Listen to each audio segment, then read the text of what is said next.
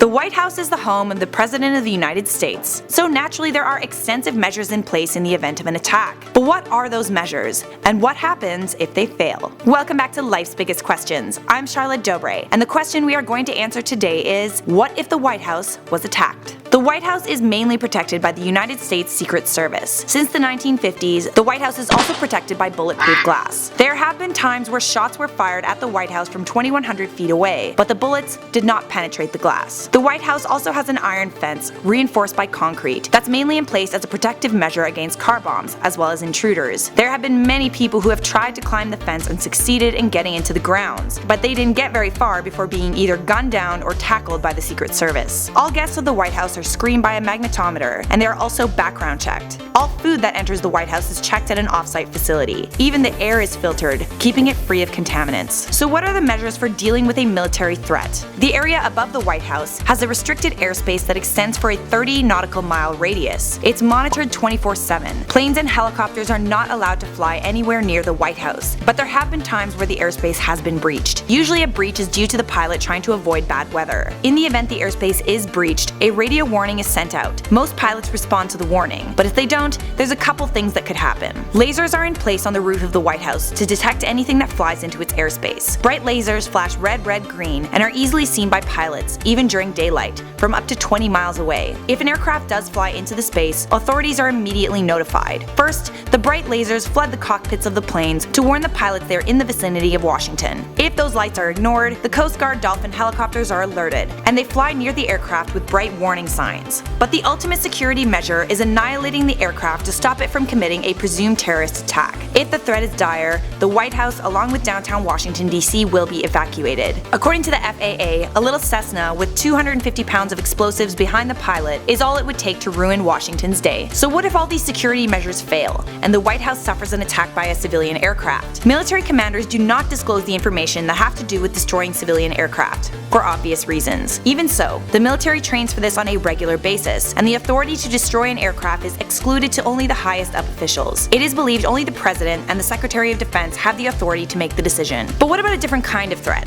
What if America is invaded and the capital is taken? Well, that has already happened before. In 1814, during the War of 1812, British troops entered Washington, D.C. and set the White House on fire in retaliation for the US attack on York in Canada. But when the British arrived, President Madison and his wife Dolly had already fled to safety in Maryland. British troops successfully destroyed almost the entire building, but not before eating a meal that was intended for President Madison. The White House was rebuilt on the original site using the walls that were still standing. It was not inhabited by a US president again until 1817, when it was fully reconstructed. If it happened again today, it is presumed that in the event of an attack, thanks to the restricted airspace and extensive security measures protecting Washington, D.C., there would be enough time to notify the president, evacuate D.C. and the White House, and get everyone out safely. There is also a bomb shelter underneath the East Wing, if there is no time to respond and the president and other high-up officials need to go somewhere safe. I'm Charlotte Dobre for LBQ. Don't forget to like this video, share it with a friend, and subscribe to Life's Biggest Questions for more answers.